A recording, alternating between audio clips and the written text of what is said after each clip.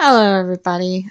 Sorry for the delay and a skip of videos. I got a little bit busy, had a lot going on. Um, Hopefully, we'll be having a job soon, so that's exciting. I'll keep y'all updated. But for now, we are in Five Nights at Freddy's, the fourth closet. We have 15 chapters and we're on chapter 12, so it's coming close to an end, guys. Chapter 12. Is it working? Marla asked, nervously tapping the device in her ear. Carlton sped up the car. Mine worked, he said briskly. He glanced at her. She was kneading her hands together, her knuckles going white. I mean, you can't really tell if it's working until... Until what? Marla said. Well, until you're in danger and what? Marla seemed impatient. And you don't die, Carlton nodded reassuringly. So how do we know if they're not working? Marla's voice had lost its energy. Well, if it doesn't work, you won't have to worry about it for long, he smiled. Right. Marla stopped fidgeting with the device and put her hands in her lap. It will work. I rewired yours exactly like mine. I'm not usually in the thick of this stuff, Marla said. I come in afterward with hugs and band-aids. If this were a movie, I'd be the lame babysitter, not the action hero. There was a hint of bitterness in her voice, and Carlton looked at her, surprised. Carlton, the road!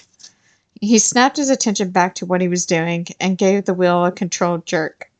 Marla, I've seen you in the thick of this stuff. Remember Freddy's? She gave a half-hearted nod. And don't dismiss the power of hugs and band-aids, he added, slowing the car as the restaurant sign came into view. Circus Baby's Pizza blazed out over the night, casting half the block in a garish of red light.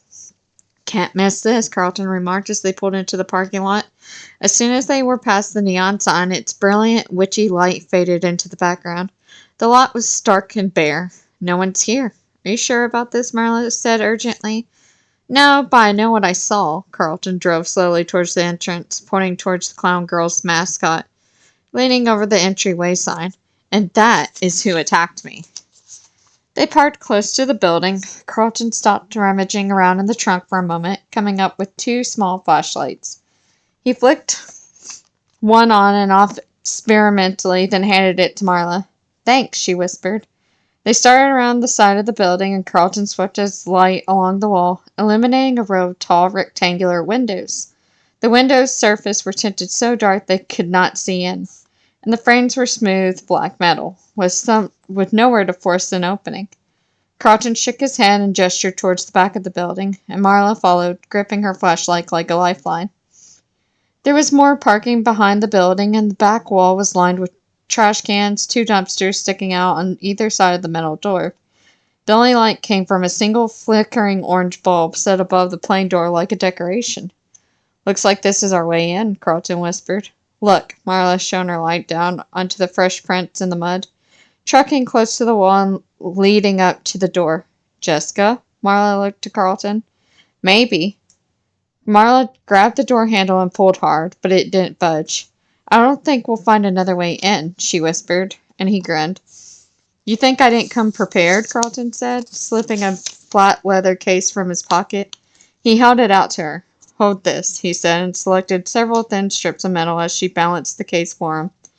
Are those lock picks? Marla hissed.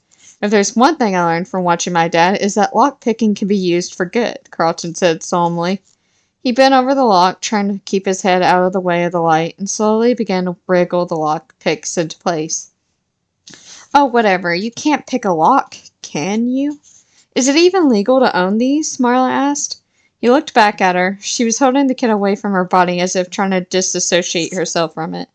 It's legal as long as you don't pick any locks, he said. Now be quiet so I can pick this lock. Marla looked around nervously, but didn't say anything. He turned his attention back to the door, listening for the telltale clicks of the tumblers falling into place as he carefully made his way through the mechanism. This is taking forever, Marla whined. I didn't say I was good at this, he said absently. Got it, he grinned triumphantly. The door opened with a creak, revealing a wide hallway with a gentle upward slope. The hall itself was dark, but a few yards ahead, they could see the dim glow of the fluorescent lights. Marla pulled the door closed behind them, cushioning it with her hand so it wouldn't slam. The light was coming from the open door on the left side of the hall, and they waited.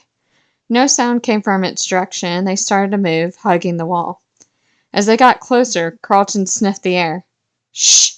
Marla hissed, and he jerked his head towards the door. "Pizza," he whispered. "Can't you smell it?" Marla nodded and impatiently waved him forward. "Of all smells in this place, that's the one that catches your attention?" The open door proved to be the kitchen, and they glanced around briefly. Then Carlton went to a large refrigerator and pulled it open. "Carlton, forget the pizza," Marla said in dismay, but the refrigerator held only racks of ingredients. Carlton closed the door. "You never know who could have been hiding in there," he said quietly as they exited the kitchen. At the end of the hall was swinging double doors with small windows just at Carlton's eyes height, and he surveyed what he could see of the next room. Then he pushed the door open and Marla gasped. "Creepy," Carlton said mildly. The dining room in front of them was lit with the same dim fluorescent light, giving the brand new place a odd dullness. There were tables and chairs at the center and an arcade games play area along all the walls, but their eyes were drawn immediately to the small stage at the back of the corner. Its purple curtain was pulled open and it was empty, except for a bright yellow rope strung across the front and a sign with a picture of a clock on it. "Next show," it read in neat handwritten letters, but the clock had no hands. Marla shivered and Carlton nudged her. "It's not the same," he whispered. "It's exactly the same," she said. Carlton looked around at the rest of the room, his eyes lighting on a ball pit that stuck out from the front wall and the half circle and round red plastic awning arching over it, trimmed with white.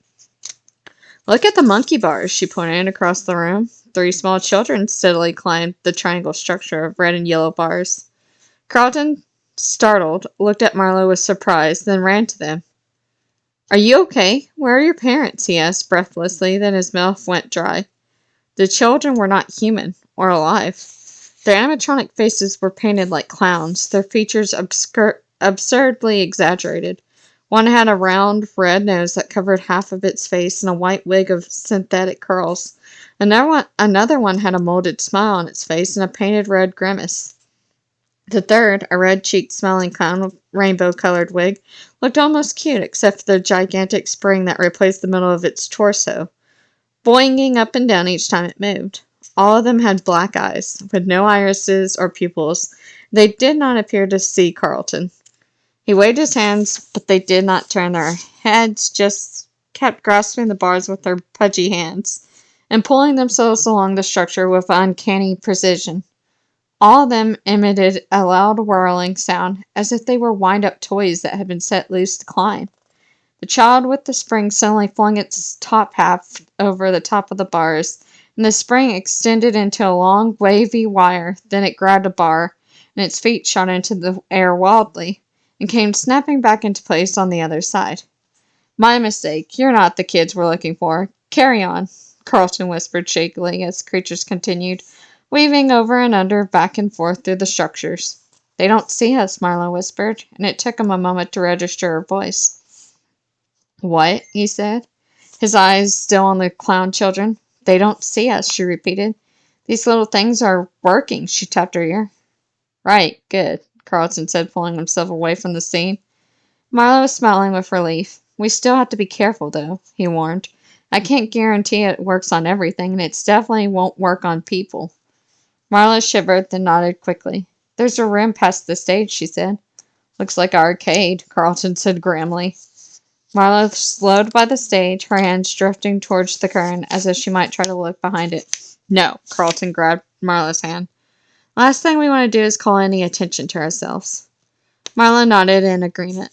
The arcade smelled overpoweringly of new plastic, and the games gleaming scarcely played. There was a dozen of freestanding arcade cabinets and 2 pinball machines, one predictably by now clown-themed, and the other painted with cartoonish snake charmers. Carlton gave them a wide berth. Marla caught his sleeve and gestured to close the door on the wall to their left, an exit sign glowing red above it, and he nodded. They headed for it, creeping past a test your strength gang governed by an adult-sized clown with a face made of jagged metal plates who nodded continuously. Its painted smile maniacal. As they passed, Carlton watched it carefully, but its eyes did not seem to track their movements. When they reached the door, Carlton took a deep breath and gently pushed on the bar. It gave away immediately, and Marla sighed with relief. Carlton pushed the door open, holding it out for her, then froze as the unmistakable clack of servos broke the silence behind them. They both spun around. Carlton braced his arm in front of Carla's chest protectively, his heart racing, but nothing was moving. He scanned the room, then saw it. The clown standing over the game was staring at them, its head cocked to the side. Carlton glanced at Marla, and she nodded minutely. She had seen it too. Slowly, she backed through the door, as Carlton watched the animatronic, but it showed no further signs of movement. When Marla was safely through the door, Carlton waved his arms, hoping desperately that it would not see him. The clown remained motionless, having apparently returned to stasis. Carlton slipped out of the room and closed the door carefully behind him. He turned and almost fell over Marla, who was backed up almost to the wall. "Watch it," he whispered, good naturally catching her shoulder for balance. Then he looked up and swayed on his feet, disoriented by a dozen distorted, menacing figures. He took a breath, and the room fell into place. Mirrors. Before them was an array of funhouse mirrors, each one distorting the images it reflected. Carlton's eyes flitted from one to the next. One showed him and Marla as tall as the ceiling, and the next they were blown up like balloons, crowding each other out of the frame. And the next their body looked normal, but their heads shrank to stalks, and an inch wide. "Okay, then," he whispered. "How do we get out of here?" As if to answer his question, two mirrors slowly began to swivel, turning towards each other until they made a narrow door in the wall of the closed set panels. Beyond the small opening lay more mirrors, but Carlton could not tell how many there were, or which way they were directed, as one mirror caught another, doubling the reflection until it was impossible to see what was real and what was not. Marla stepped through the gap and beckoned. There was a gleam in her eyes, but Carlton couldn't tell if it was excitement or the strange dim light. He followed her, and as soon as he went through the gap, the panels began to pivot again, closing them inside. Carlton glanced around, growing nervous now that the exit had been blocked off. They seemed to be in a narrow corridor that branched off in two directions, the walls made of more floor-to-ceiling mirror panels. "It's a maze," Marla whispered, and she gave him a smile when she saw the look on his face. "Don't worry," she added. "I'm good at mazes." "You're good at mazes?" Carlton said with irritation. "What is that supposed to mean?" "I'm good at mazes." "What's wrong with saying that? I've always been good at mazes." Marla shook her head. "What, like hay maze? When we were 5? Is that what you're talking about?" "I go through it before anyone else did. I got through it before anyone else did." "You climbed over the top of the bales. You're not supposed to do that." "All right." Marla's face flushed. "I'm not good at mazes." "We will get through this together." Carlton took her hand long enough to stop her from having a panic attack, then released it. She looked in both directions thoughtfully, then pointed decisively. "Let's try that way," she said. They started down the path she had chosen, and Carlton followed, keeping his eyes on her feet in front of him. After only a few steps, he heard her sharp intake of breath, snapped his head up. They were at a dead end. "Dead end already?" he said, surprised. "No, the panel closed," she hissed. "This way, hay maze," Carlton said with a hint of amusement. "Back this way." They started back the way they had came, and this time Carlton saw the panels move, as they moved to the spot where they had come in. A panel swung towards them, cutting off their path. A second later, another panel swung away, opening a new corridor. Marla hesitated, and Carlton stepped up beside her. No choice. Let's go," he said. She nodded, and they walked deeper in the maze. As soon as they had crossed the new threshold, the panels swung shut. They looked around for the new opening, but there was none. They were enclosed on all sides by mirrors. Carlton walked the small perimeter quickly and beginning to panic. "Carlton, just wait, another one will open," Marla whispered. I know you're in here, an unfamiliar voice rang out. It seemed to come from everywhere at once, echoing like it was bouncing from panel to panel. The sound was mechanical, glitching out mid-word. They exchanged a glance. Marla's face was pale with fear. There, Carlton pointed. A panel had opened while they were distracted. He rushed for it and walked into a mirror, smacking his head on the glass. How? It's there, Marla hissed, pointing to the opposite of the enclosure. The panel began to swing shut, closing the room off again. I'll find you. The glitching voice had a strange, unsteady tone. Carlton, Marla stood in the gap, holding out a hand, and he ran for her, both of them making it through just as the panel rotated back to its position. What were you going to do, stand there and let it crush you? Carlton hissed. I hadn't considered we could get caught between the panels. This place is just asking for a lawsuit. Marla straightened herself. It's been a lovely evening, but I think I'd like you to take me home now, she said calmly. Take you home? Take me home, Carlton said before pausing to listen. I know just where you are. They were in a hallway again, this one with 2 corners to choose from. They exchanged a grim look and turned to the left, moving slowly. Carlton kept his eyes on Marla's shoes ahead of him, trying not to look at the walls on either side, where ranks of their duplicates marched silently beside them, misshapen and warped in the mirrors, then occasionally appearing normal. When they reached the corner, something flashed in the corner of his eye, a reflection of a giant eye staring at them. Carlton grabbed Marla's shoulders. Over there, over there, she shuddered. I saw it, too. Come on, go, go, go, Marla whispered. Just follow me. Stay calm. Remember, nothing can see us. I'm getting closer, the mechanical voice echoed through the chamber. It's just a recording, Carlton whispered. It's coming from everywhere. I don't think that there is anything actually here with us. Marla nodded, looking unconvinced. A few steps ahead of them, panels began to pivot again, closing off their path. Carlton glanced behind them, and the other end of the hall had closed too. Marla inched closer to him. I see you. Shut up, Carlton whispered.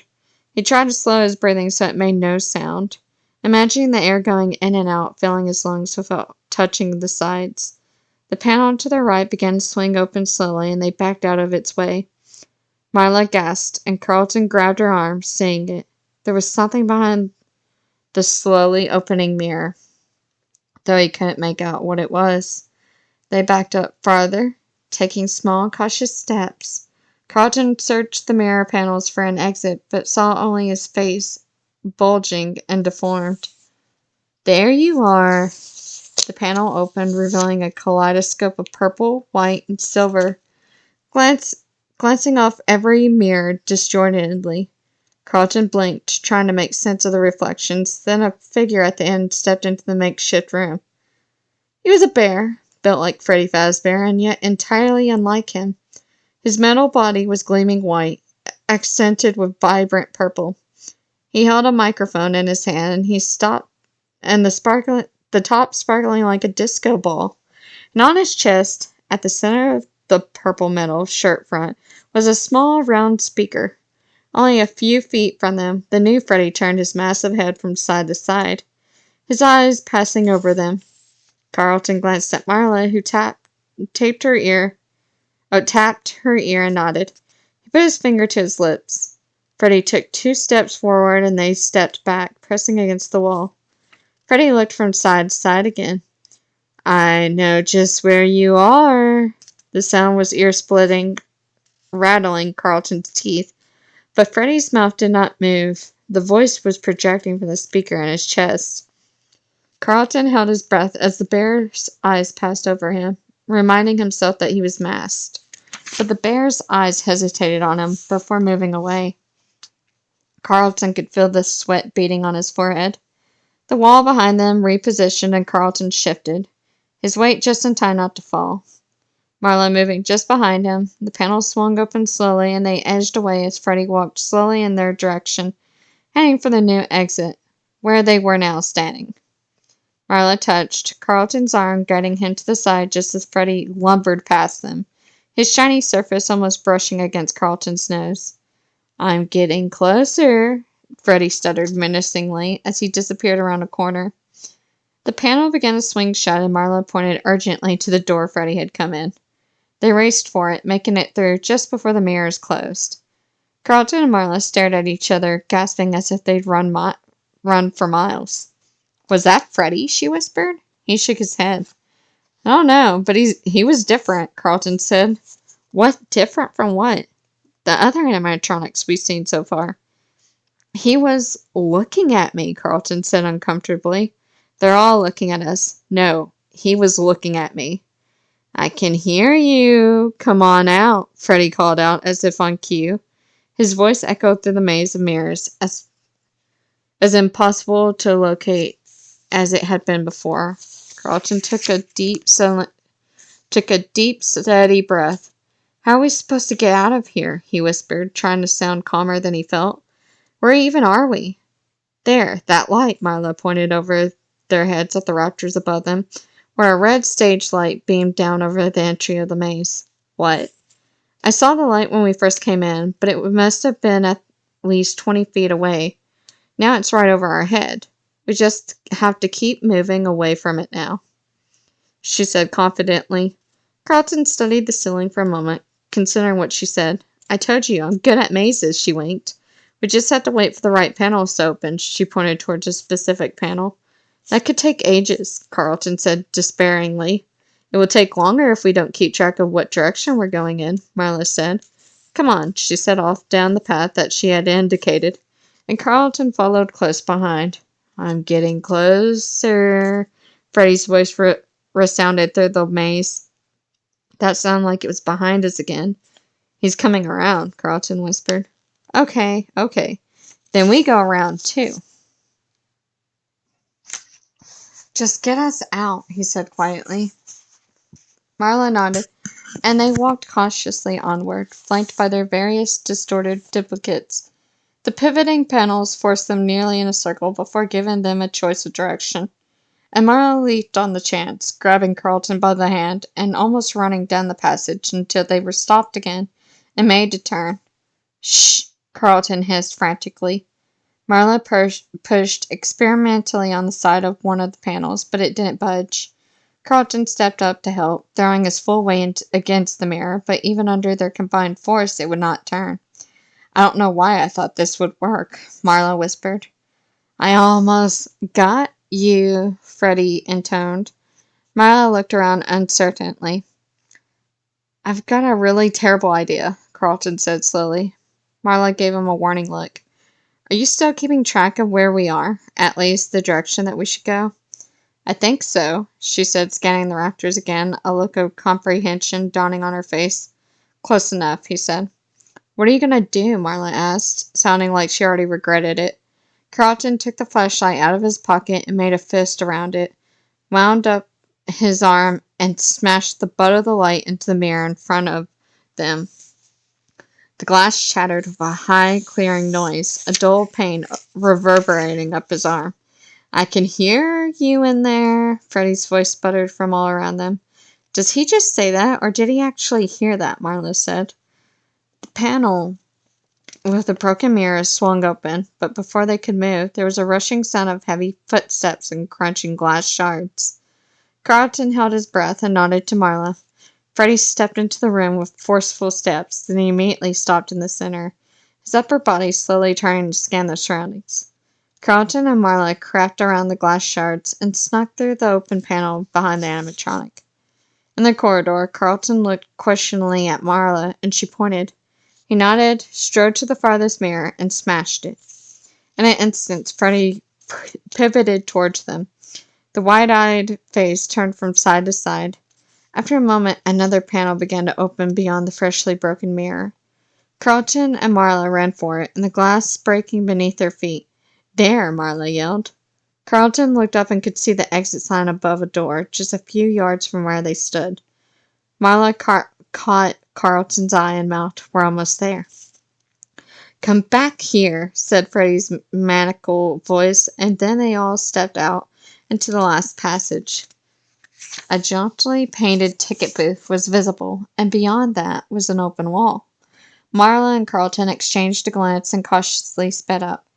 Got you, Freddy said. The speaker was right behind Carlton's head, and Carlton startled, tripping over his own feet. He righted himself with a palm on the mirror, then took off after Marla, and ran straight into his own reflection, hitting his face on the glass. Marla, wait! He screamed. He could see her reflected in 3 mirrors, but was still unsure of where she had actually gone.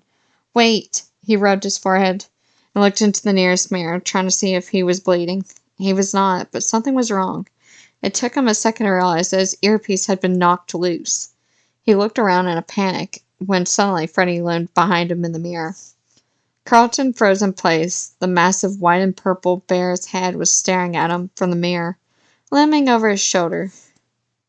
He looked down and saw the earpiece at his feet. In one swift motion, he leaned down to grab it. His hands were shaking, and he struggled to get it back into his ear. When he looked up, Freddy was standing over him, and Carlton was lifted off his feet with a sudden painful force. Carlton jerked and dropped to the ground, the earpiece falling beside him. Freddy drew back and stared at Carlton for a moment, his eyes clicking back and forth, and his mouth opened just enough to reveal 2 long rows of perfectly polished white teeth. Carlton leaped towards the earpiece on the ground just as Freddy's arm shot out and shattered another glass panel. Carlton hit the wall head first with a bang and recoiled in pain. Freddy turned his head, first from the side to side, then all the way around to face backwards, his eyes searching wildly. Carlton scanned the ground in a panic and saw the earpiece again, but it was in 3 places, in 3 mirrors. The glass crunched again nearby, but Carlton kept his eye on the earpieces, switching from one to another in a desperate attempt to see which one was real. Suddenly, a human hand reached down and grabbed the earpiece in each of the 3 panels. Carlton, Marla called, and he turned towards the sound and saw her. Not a reflection, but the real Marla as she threw the earpiece to him. Carlton snatched the earpiece out of the air and shoved it in his ear. Freddy stopped in place, his arm still outstretched. Carlton didn't dare move, though the microphone was inches from his face. In his peripheral vision, he could see Marla inching towards a door with the exit over it. Freddy turned his head from side to side again as he slowly straightened from his attacking posture. I'll find you, came the voice from his chest. He lowered his arms. Marla turned the doorknob and pushed the door slowly open, just enough to see that it was unlocked. Scarcely breathing, Carlton backed away from Freddy, keeping his eyes on the animatronic, until he was beside Marla. In one fluid motion, she eased open the door and they darted through it, and then shoved it close behind them. There was a deadbolt near the top, and Carlton flipped it, put his ear to the crack. There was nothing but silence from the other side, and he turned to Marla and heaved a sigh. Light-headed with relief, they were in the dark hall, completely free of mirrors. Dark, scary hallway, Marla muttered. It's beautiful, Carlton said. A scream ripped through the air from somewhere nearby, and they both froze. Not finished yet, Carlton said, and took off running towards the sound, Marla close on his heels. And that was the end of chapter 12, so I am super excited. We got to see Freddy, which was great. You know, the man, the myth, the legend. I say that about William, but I mean, Freddy too. Fun time, Freddy? But I hope you guys enjoyed it, and I'll see you in the next video. Bye-bye.